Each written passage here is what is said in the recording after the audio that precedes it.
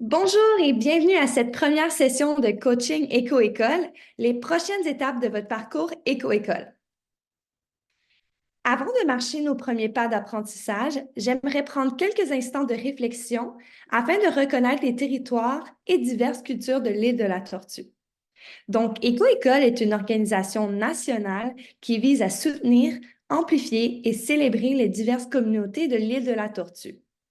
Alors que nous nous engageons à approfondir et à réconcilier nos relations avec diverses communautés, nous travaillons actuellement à reconnaître de multiples approches et connaissances, ainsi qu'à l'intégration des perspectives autochtones dans notre programme et puis nos communications. Nous nous engageons à développer continuellement notre rôle et nos responsabilités au niveau personnel et au sein de l'organisation, afin de tisser des liens avec la terre qui nous entoure et d'en apprendre davantage sur la façon dont nous pouvons impliquer, soutenir, honorer et puis célébrer les diverses cultures, voix, perspectives et communautés de l'île de la Tortue. En tant que membre d'un réseau qui est croissant d'écoles et de partenaires, nous continuerons à... Frédéric, Oui. désolé de te déranger. Est-ce qu'on peut reprendre un peu depuis le début parce que je vois que mon partage d'écran montrait aussi mon navigateur. Oups. OK, oui, ça marche. Ouais, Excuse, attends, je vais faire un new share. Je vais oui, ça d'abord marche. mettre ça en plein écran.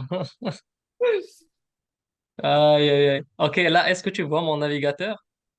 Non, Ah, ok, c'est bon, on peut y aller. Merci. je faisais bien ça. Ah, c'est ça. C'est bon. Allez, allez, tu l'as. Oh, OK, OK, OK. Attends, j'y retourne. OK. Bonjour à tous et toutes et bienvenue à cette première session de coaching Éco-École, les prochaines étapes de votre parcours Éco-École. Donc, avant de marcher nos premiers pas d'apprentissage, j'aimerais prendre quelques instants de réflexion afin de reconnaître les territoires et diverses cultures de l'île de la Tortue. Donc, Éco-École est une organisation qui est nationale, qui vise à soutenir, amplifier et célébrer les diverses communautés de l'île de la Tortue. Alors que nous nous engageons à approfondir et à réconcilier nos relations avec diverses communautés, nous travaillons actuellement à reconnaître de multiples approches et connaissances, ainsi qu'à l'intégration des perspectives autochtones dans notre programme et puis nos communications. Nous nous engageons à développer continuellement notre rôle et nos responsabilités au niveau personnel et au sein de l'organisation, afin de tisser des liens avec la terre qui nous entoure et d'en apprendre davantage sur la façon dont nous pouvons impliquer, soutenir, honorer et célébrer les diverses cultures, voix, perspectives et communautés de l'île de la Tortue. En tant que membre d'un réseau croissant d'écoles et de partenaires, nous continuerons à encourager cette réflexion, cette croissance et cette pratique avec les communautés que nous servons. Donc, tout d'abord, avant de nous lancer dans la suite, voici une petite introduction. Donc, je me nomme Frédéric Gay et j'utilise les pronoms elle et je suis la coordinatrice bilingue de programme chez Éco-École. Je suis également herboriste et diplômée en botanie, actuellement de retour aux études en art et en éducation. Un parcours qui centre le bien-être, l'art, la communauté puis la nature. Pour moi, un symbole de la nature qui m'inspire dans la communauté, c'est l'asclépiade, un symbole qui est de résilience, une plante de force qui représente doucement ma pratique en tant qu'artiste en fibres et écologie à travers le cordage et les teintures naturelles. Et puis aujourd'hui, je suis accompagnée de mon collègue et ami Ayoub Hamoudi. Alors, je te laisse te présenter, Ayoub. Merci beaucoup, Frédéric. Bonjour à toutes et à tous. Mon nom est Ayoub Hamoudi. Je travaille comme gestionnaire bilingue de programme chez EcoEcole Canada avec Frédéric. J'ai un intérêt particulier pour l'éducation relative à l'environnement et ça fait que c'est une grande fierté pour moi de pouvoir appuyer les acteurs et actrices clés du milieu de l'enseignement grâce au programme EcoEcole. Eh bien, la nature, comme l'a souligné Frédéric, nous entoure de beaux symboles à contempler, à préserver. Un en particulier qui me procure de l'inspiration est le palmier dattier, une espèce qui résiste à des climats difficiles et qui offre de nombreux biens et services pour la population humaine. Donc, je suis reconnaissant d'être en ce moment sur le territoire Abénaki, plus précisément Tineketolekouak, ou connu sous le nom de Sherbrooke. et je repasse la parole à ma chère Frédéric. Merci beaucoup, Ayoub. Alors, voilà notre petit sentier d'apprentissage pour la journée. Donc, nous allons commencer avec un petit quiz de la DCE, donc DCE pour demande de certification éco-école. Par la suite, nous allons naviguer, comment débuter l'aventure éco-école, vos meilleures pratiques, comment poursuivre l'aventure éco-école, et puis à la fin, on va laisser justement un petit temps pour les questions. Alors, nous allons nous lancer avec notre petite séance. Donc, que savez-vous de la DCE? Donc, avant de commencer notre séance, je vous invite à participer à un petit quiz. On va le faire une question à la fois, qui est sur la demande de certification éco-école, connue sous le nom de la DCE. Donc, la DCE est la plateforme utilisée par les écoles pour s'inscrire au programme, trouver de l'inspiration et des ressources pour mener des actions qui sont amusantes en classe ou dans l'ensemble de l'école, et puis obtenir une reconnaissance pour leurs efforts. Donc, première petite question, est un vrai ou faux? Vrai ou faux? Seuls les membres, pardonnez-moi, Seuls les membres de l'enseignement et du personnel de l'école peuvent accéder au plan de l'école sur la DCE. Donc, entre chaque question, on va juste laisser quelques secondes justement pour répondre. Et voilà. Et oui, bonne réponse. La réponse est faux. Donc, les membres du personnel de l'école, les élèves et les bénévoles peuvent tous et toutes accéder au plan de leur école par l'intermédiaire de la DCE.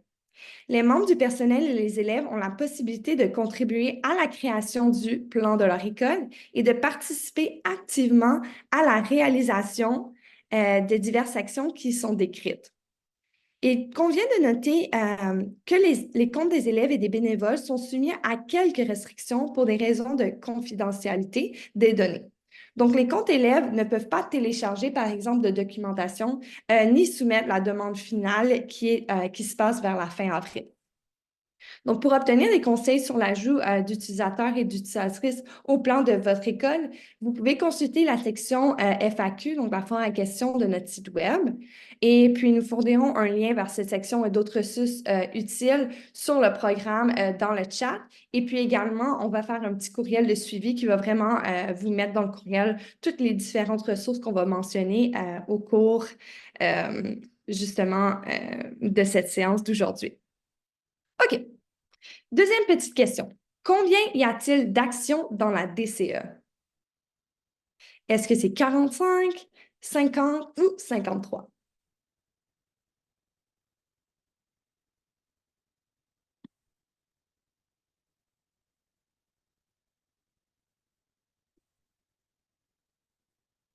On était très près. La bande d'actions comprend actuellement 53 actions couvrant plus de 10 thèmes. Les actions comprennent des conseils, des ressources et des questions de certification pour vous aider à mener à bien de nombreux projets et des campagnes environnementales dans votre école. Troisième petite question. Une école a collecté des ordinateurs et des téléphones portables usagés pour les recycler. Quelle est l'action la plus appropriée pour réclamer cette initiative dans la demande de certification éco-école? Réutilisation et recyclage innovant ou recycler vos déchets électroniques personnels?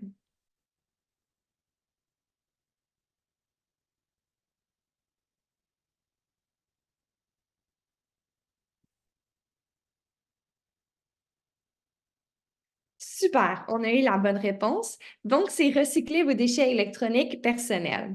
Les articles tels que, par exemple, les ordinateurs personnels, les téléphones portables et les chargeurs, lorsqu'ils sont collectés en tant que déchets électroniques, contiennent des matériaux qui sont précieux qui peuvent être recyclés pour la production d'autres appareils électroniques. Donc, peut-être que vous saviez, peut-être que non. Si votre école a mis en place une telle initiative, vous pouvez donc la réclamer dans le cadre de l'action, comme on a mentionné, recycler vos déchets électroniques personnels. Donc, prochaine question. Y a-t-il une limite au nombre d'utilisateurs et utilisatrices que je peux ajouter au compte de mon école? Oui ou non?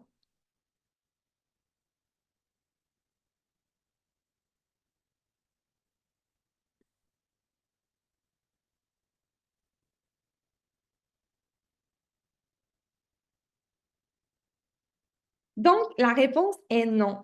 Bien qu'il n'y a pas de limite au nombre d'utilisateurs et utilisatrices que vous pouvez ajouter à votre école, nous vous recommandons de maintenir un nombre raisonnable d'utilisateurs et d'utilisatrices. Donc, on ne voudrait pas en avoir 70, par exemple, dans votre école. De cette façon, ça va vraiment assurer qu'il y a une communication régulière entre les membres du personnel et puis les élèves qui vont disposer d'un compte. Donc, vous pouvez toujours consulter notre vidéo tutoriel sur la page ressources de notre site Web pour les instructions sur la manière d'ajouter et de supprimer des utilisateurs et utilisatrices au compte de votre école. Cinquième petite question. Donc, il nous en manque pas beaucoup, juste quelques-unes de plus. Combien de cartes Créez votre propre action sont disponibles pour réclamer des initiatives non répertoriées dans la banque d'actions de la DCE? Une, deux ou trois?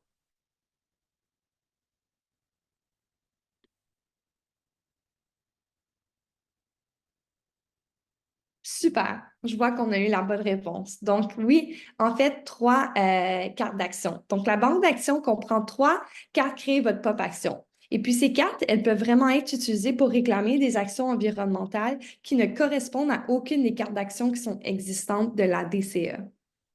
C'est définitivement une de mes de mes préférées justement à évaluer en fin de l'année. Sixième question. Une école qui s'est inscrite et crée un plan est automatiquement reconnue comme école participante. C'est vrai ou faux?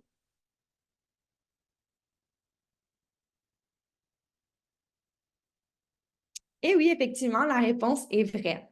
Donc, toute école qui crée un plan sur la DCE, mais qui n'atteint pas un niveau de certification désigné ou un niveau de reconnaissance, sera automatiquement reconnue comme une école qui est participante. La reconnaissance des écoles participantes, c'est vraiment les efforts qui sont déployés par les écoles, par les élèves qui prennent part à l'apprentissage et à l'action en faveur de l'environnement. Dernière petite question avant que je laisse le tout justement à Ayoub. Donc, les actions proposées dans la DCE peuvent être menées à l'échelle de salle de classe, éco-équipe, ensemble de l'école ou toute cette réponse?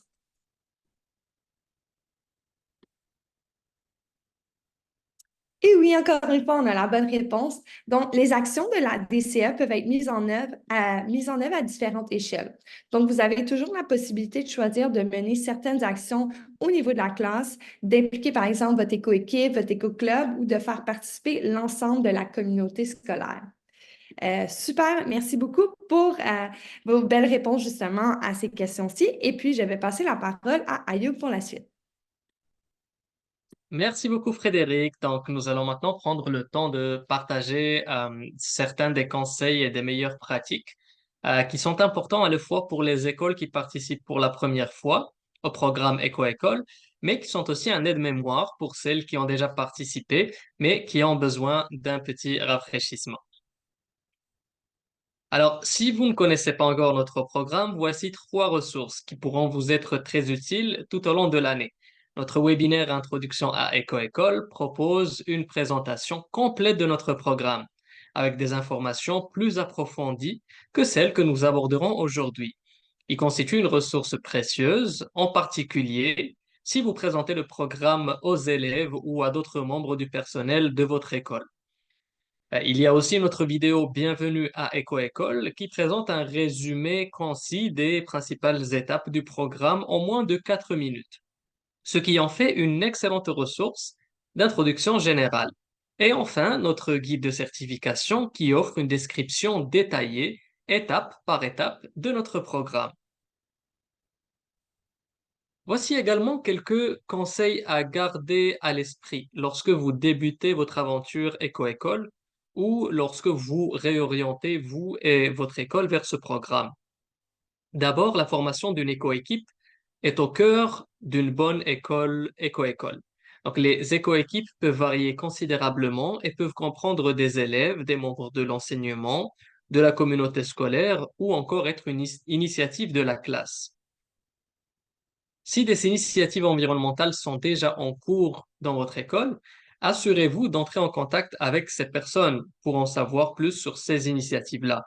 Vous découvrirez peut-être que votre école s'est déjà engagée dans des activités qui peuvent contribuer à votre programme Éco-École. Et nous vous recommandons également de consulter la section ressources de chaque action, qui comprend des ressources supplémentaires pour vous aider à mener à bien chaque action. Et enfin, n'oubliez pas de célébrer vos réalisations, qu'il s'agisse d'une petite célébration avec votre éco-équipe ou d'une célébration virtuelle à l'échelle de l'école après avoir reçu vos résultats de certification.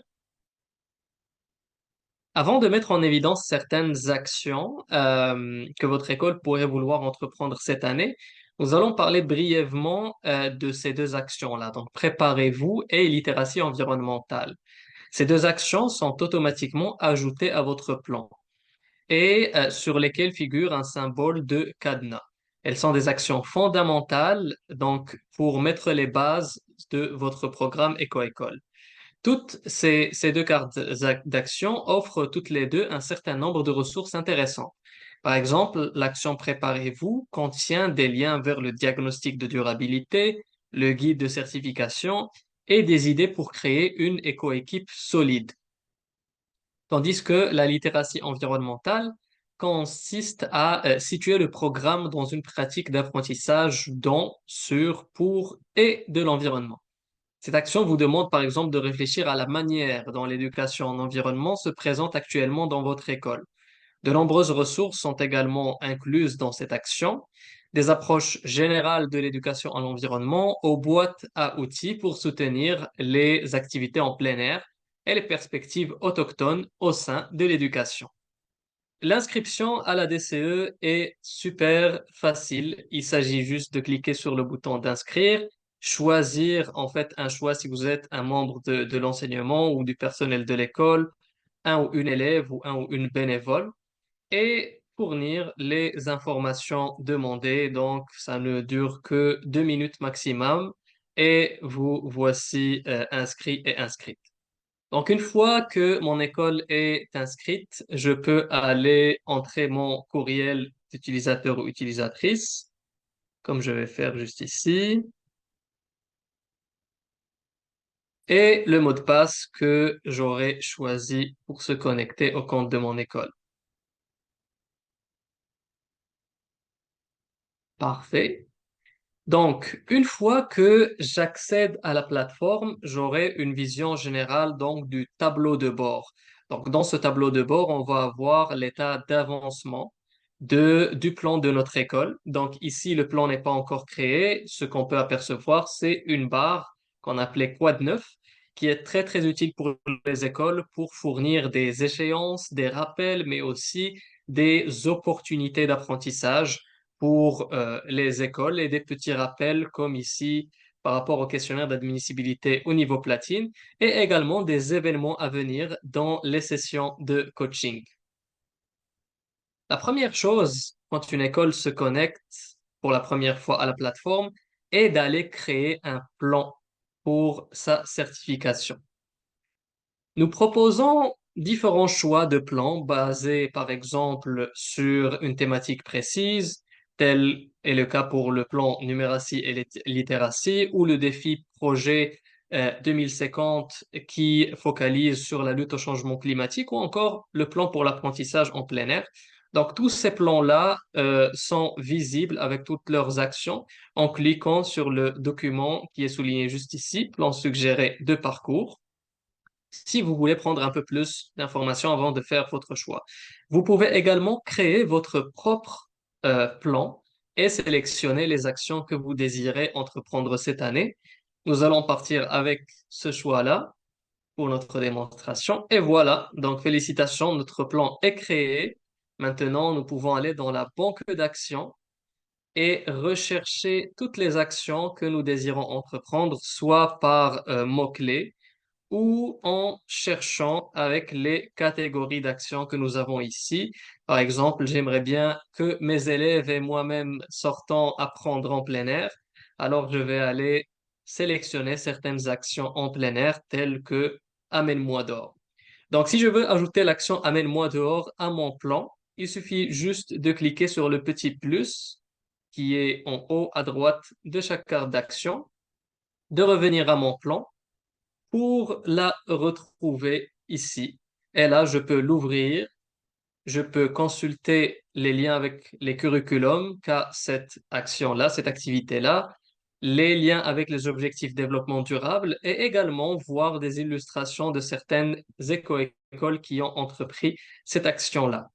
Avant de réaliser l'action, je vais aller jeter un œil au guide de l'action pour avoir des conseils pratiques sur le fait ou la meilleure façon de réaliser cette action-là. Je peux également consulter des ressources pour m'aider à, euh, à organiser cette activité-là avec mes élèves au sein de mon école. Et une fois que l'activité est réalisée, j'aurai la possibilité d'aller remplir le petit questionnaire de certification qui comprend certaines questions dont la majorité sont soit des questions à deux choix ou à choix multiples, et ceci dans une optique de faciliter en fait l'utilisation des cartes d'action par le personnel. Donc, une fois que j'ai rempli mon questionnaire, j'ai aussi la possibilité d'ajouter des pièces jointes, comme par exemple des photos ou des liens vers des vidéos ou des fiches pour nous renseigner sur la façon dont l'action a été réalisée. Et par la suite, il suffit de cliquer sur Terminer pour que l'action puisse être marquée comme terminée. Donc, on fait cette même opération pour toutes les actions qu'on souhaite réaliser cette année et à la fin, on peut soumettre donc notre plan à l'évaluation avant le 10 mai. Je peux également, donc, à travers cette plateforme, donc à travers mon accès, aller consulter l'impact de mon école, mais également de toutes les éco-écoles à l'échelle du Canada, que ce soit pour cette année ou pour les années précédentes pour avoir une idée sur l'apport quantitatif des actions qui sont réalisées par l'école. Donc, dans ce cas, la page m'affiche 0 pour le moment où je vois voilà, quelques chiffres qui commencent à apparaître. Donc, ceci représente les mesures d'impact des écoles du Canada jusqu'à présent. Je peux également aller dans l'onglet Administration pour voir les plans de mon école des années précédentes ou aller chercher les actions qui ont été réalisées, les questions de certification pour avoir un aperçu un peu plus détaillé des initiatives qui ont été menées à l'échelle de mon école. Et je peux également utiliser l'onglet Utilisateur et utilisatrice pour ajouter des membres à mon équipe qui auront accès au plan de mon école et qui pourront m'aider à remplir les questionnaires de certification. Alors, ça peut être des élèves, des membres du personnel ou des bénévoles. Parfait. Alors, comme nous venons de le voir dans la démonstration, vous remarquerez ici à l'écran le bouton sur lequel vous cliquerez lorsque vous serez prêt et prête à soumettre votre plan. Donc, comme on l'a vu, une fois que vous aurez rempli au mieux de votre capacité toutes les actions, donc suffit de cliquer sur le bouton Terminer pour chacune d'entre elles et ce bouton Soumettre pour le niveau auquel vous serez éligible apparaîtra en bleu et vous pourriez alors cliquer dessus pour soumettre votre plan. Nous allons maintenant aborder certaines bonnes pratiques à garder à l'esprit afin de mener à bien le programme Éco-École et de l'implanter dans vos écoles. La première chose, c'est de réclamer des actions pour l'année scolaire en cours uniquement. Alors, les actions, projets et campagnes que votre école réalise doivent avoir eu lieu pendant l'année scolaire en cours, donc de septembre à juin, vu que Éco-École est un programme de certification annuel et que nous évaluons les actions et l'apprentissage en matière d'environnement que les écoles entreprennent au cours d'une année spécifique.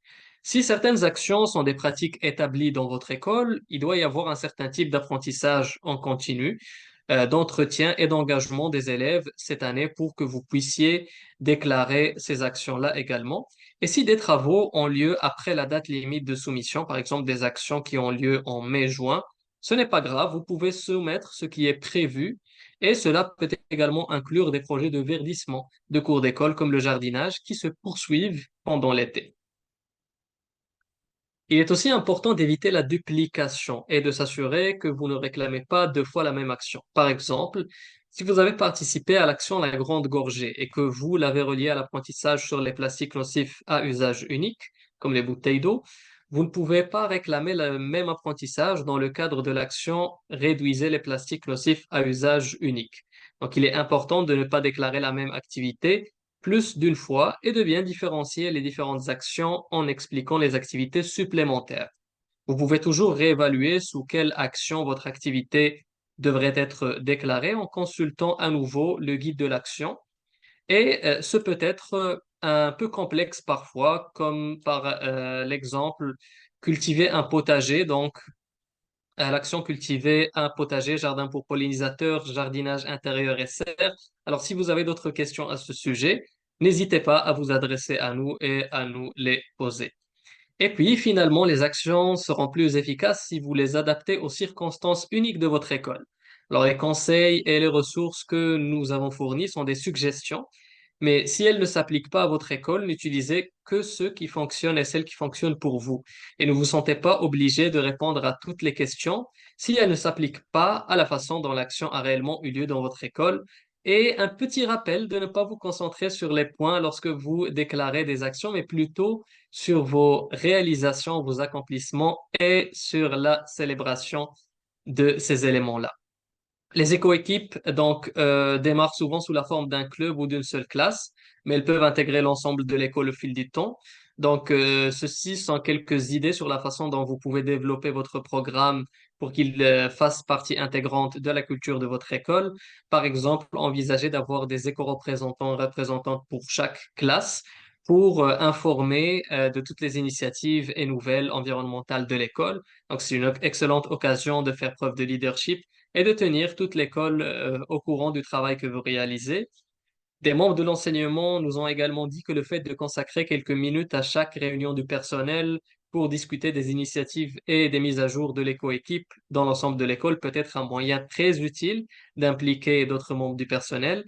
Et puis, de nombreuses écoles nous rapportent que les élèves adorent écrire et partager les activités de leur éco-équipe. Cela peut prendre la forme d'annonces dans la radio ou de bulletins d'information écrits à l'intention des membres de l'enseignement. Donc, si vous avez des idées pour impliquer l'ensemble de l'école, n'hésitez pas à nous les partager également. Et puis, les membres de l'enseignement nous font aussi remarquer que le programme peut sembler trop exigeant pour un ou une seule membre du personnel, bien que le fait qu'un ou une membre et une classe ou un éco-club réalisent des actions soit une excellente façon de commencer. Il se peut qu'au fur et à mesure que le programme se développe dans votre école, vous cherchiez à partager ce travail-là. Donc, nous avons constaté avec succès, notamment dans les écoles primaires, élémentaires et secondaires, que chaque classe choisissait une action au début de l'année. Les membres de l'enseignement peuvent choisir une action qui s'aligne sur le programme de leur classe ou permettre aux élèves d'ouvrir la voie en sélectionnant l'action en tant qu'activité de renforcement. Et chaque membre de l'enseignement dispose d'un compte dans la DCE pour la saisie de données relatives aux questions de certification liées à l'action choisie, mais vous pouvez tout de même envisager de faire une affiche montrant l'action que chaque école entreprend au cours de l'année.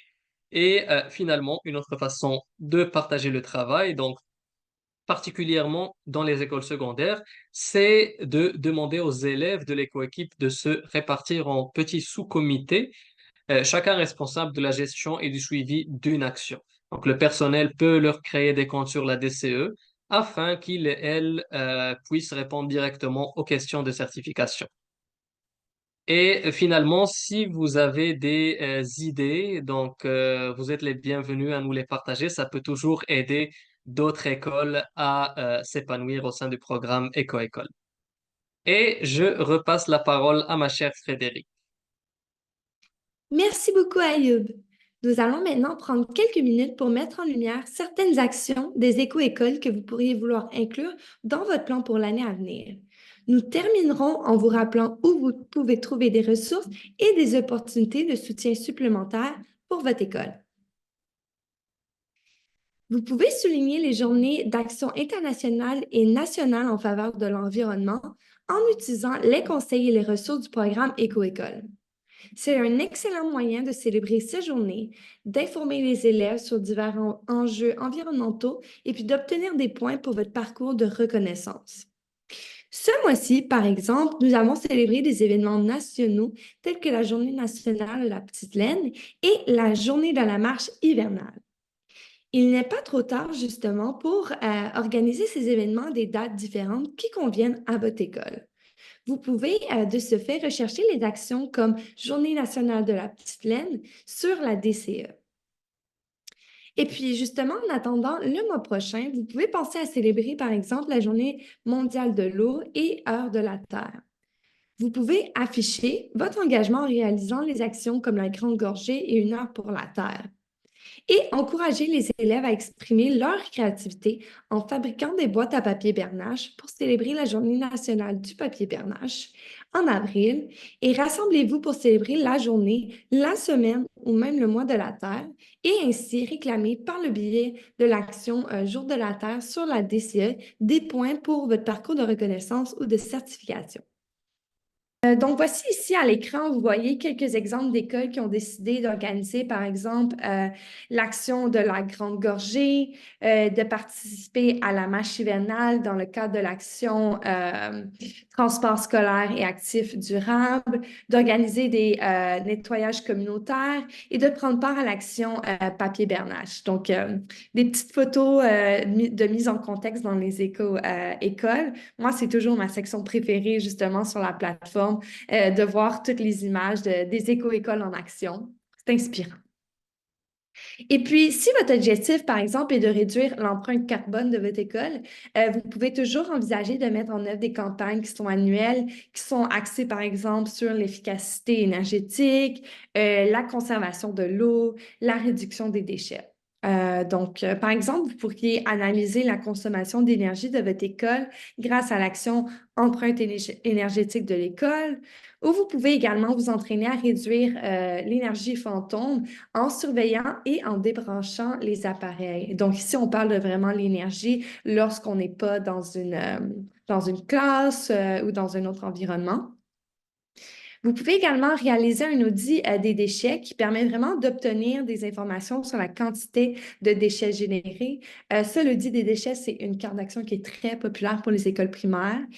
Et vous pouvez promouvoir, par exemple, des repas sans déchets grâce à l'action repas éco-responsables.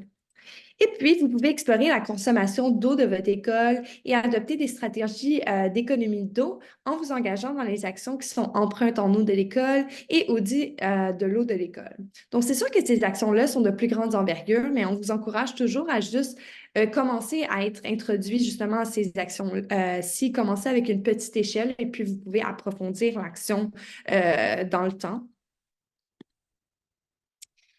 Et puis, à l'approche du printemps, n'oubliez pas qu'Éco-École propose également vraiment une grande série d'actions pour soutenir l'apprentissage en plein air. Ça peut être également justement mis en application au cours de cet hiver-ci. On a un hiver qui est plutôt doux jusqu'à présent.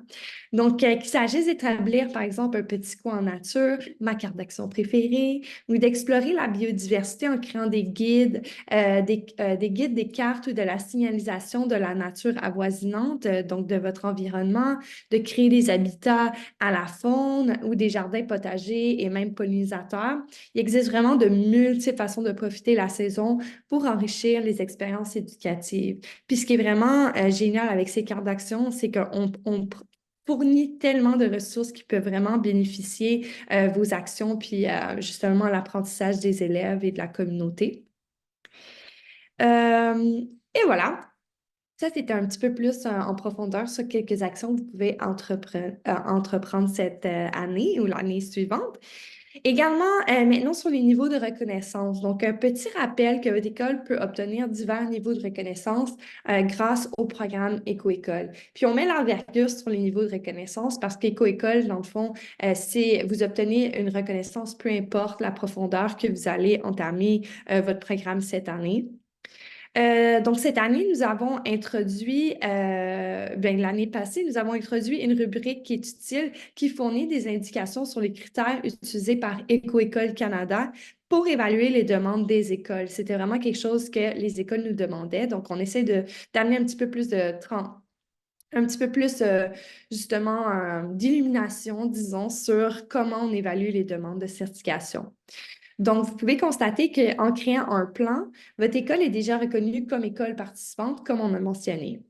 Donc, alors que la certification platine peut être un défi, la certification au niveau bronze peut être accomplie avec un petit peu moins d'efforts, des efforts qui sont tellement bien reconnus, justement. C'est toujours inspirant de voir, justement, l'envergure des initiatives que vous allez entreprendre, les actions dans votre école. Puis, c'est vraiment une belle façon ou un beau défi de passer de école participante à école bronze. Et puis, notre rubrique, il existe également d'autres ressources qu'on a mentionnées un petit peu à travers le webinaire, telles que notre banque d'actions de l'année, qui a vraiment dans le fond, justement, toutes les 53 actions qu'on offre en un coup d'œil. On a également notre calendrier annuel avec les dates qui sont importantes, donc ça vaut la peine de peut-être l'imprimer, le mettre dans votre bureau ou dans votre classe scolaire. Et puis, on a également le diagnostic de durabilité qu'on a mentionné, qui aide vraiment votre éco-équipe à planifier, puis à sélectionner les actions qui répondent le mieux aux besoins de votre école. D'habitude, on suggère toujours justement de commencer avec le programme en passant par le diagnostic de durabilité. Et puis, c'est important de noter que justement, toutes ces ressources-ci sont incluses dans notre guide de certification qui est vraiment comme une encyclopédie face au programme d'éco-école. On va ajouter le lien, bien, je pense que je l'ai déjà ajouté dans la boîte de chat, mais comme j'ai mentionné, on va aussi vous envoyer un courriel de suivi qui va inclure toutes les ressources qu'on mentionne. Comme ça, vous allez avoir un petit coffre avec toute cette boîte à outils. Et puis, je voulais également souligner notre page ressources qui est sur le site web EcoEcole, donc pas sur la page de certification, mais vraiment sur notre page web EcoEcole. Puis, à notre page ressources, elle comprend des guides, des vidéos pour vous familiariser avec le programme. On a des nouvelles vidéos qu'on a mentionnées au cours du webinaire, le guide de certification, des tutoriels vidéo. C'est vraiment une page utile qui est très utile pour justement retrouver les ressources nécessaires si vous avez un petit peu perdu cette boîte à outils face à toutes les ressources qu'on a. Et puis enfin, la dernière ressource qui est une ressource clé, c'est notre foire à questions. On va souvent vous rediriger vers la foire à questions, probablement face aux échanges courriels qu'on va avoir avec vous. Donc, c'est disponible sur notre site web et puis ça comprend vraiment des réponses qui sont détaillées, étapes 1 à 3 par exemple, des tutoriels vidéo pour certaines de nos questions les plus fréquentes, comme par exemple l'inscription, l'ajout d'utilisatrices et d'utilisateurs, ou encore même la gestion de votre plan de certification. Donc, c'est vraiment juste une vraiment bonne ressource clé pour soutenir votre parcours. Et puis voilà, je pense qu'on s'enligne vers la fin, mais je vais repasser le microphone à Ayoub justement pour souligner quelques autres opportunités qui s'en viennent. Alors Ayoub, je te repasse le micro. Merci beaucoup, Frédéric.